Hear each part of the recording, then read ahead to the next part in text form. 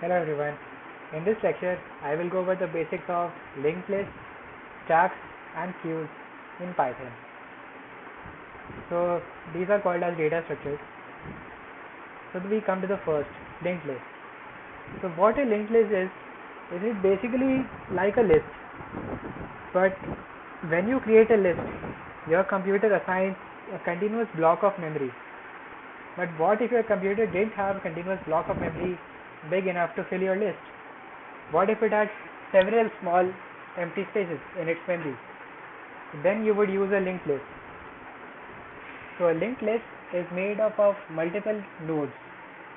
A node, like in this picture here, is made up of two parts in itself.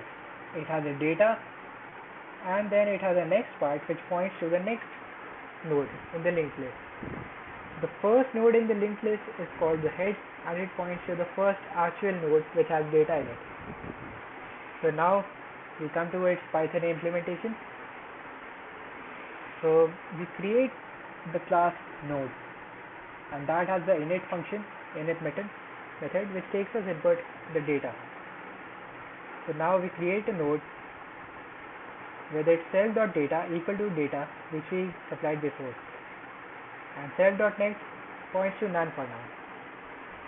And now when we create the class linked list, it only has init which is self.head equal to none, because we can't create a linked list just by giving the function linked list, right? We need data and nodes as well. So when we do print list, it prints the contents of the linked list starting from the head of the linked list. So in that, a variable called temp is declared which is equal to self.head. And now while temp means while temp is not equal to null. So while temp is not equal to null, we print its data and then temp is equal to temp.next. This will go on until until we reach the final node where .next is equal to null. So now we create a linked list called list and we point its head. We give its value a node object with the data 1. We create another node called second and another node called third, and data is 2 and 3 respectively in both. So list.head.next points to the second node and second.next points to the third node. So now when we run list.printlist, so we will get 1, 2 and 3 as output, because 1 points to 2 and 2 points to 3. Okay. So now we come to our second data structure called stack. So a stack, like in real life, is a data structure which operates on the principle of last in, first out. So if in a restaurant you would have seen a stack of trays, right? You directly can't access the last tray in the stack.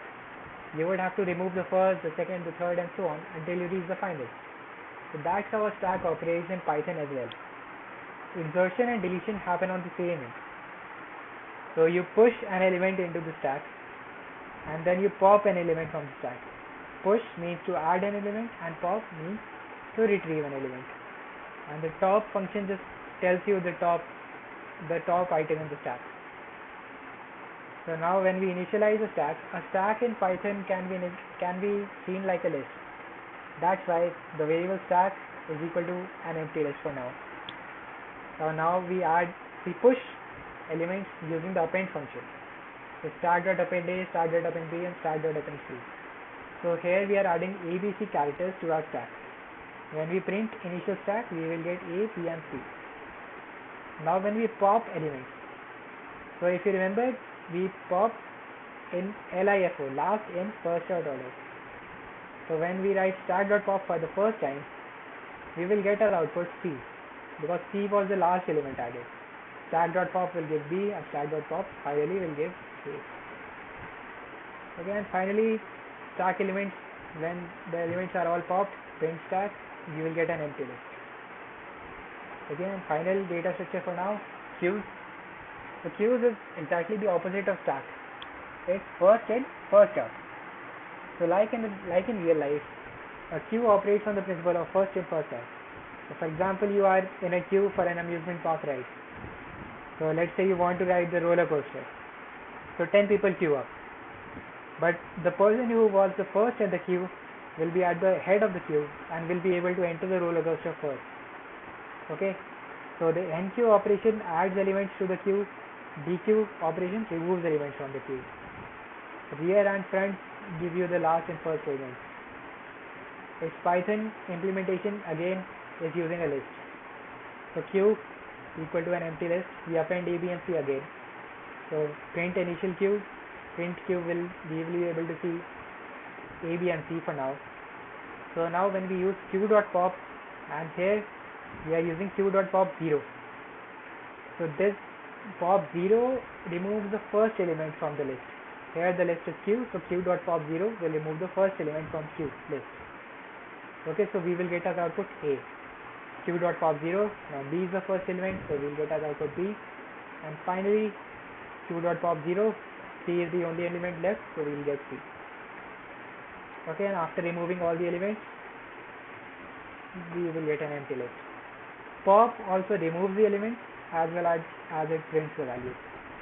Okay, that's all I had for you today. Thank you.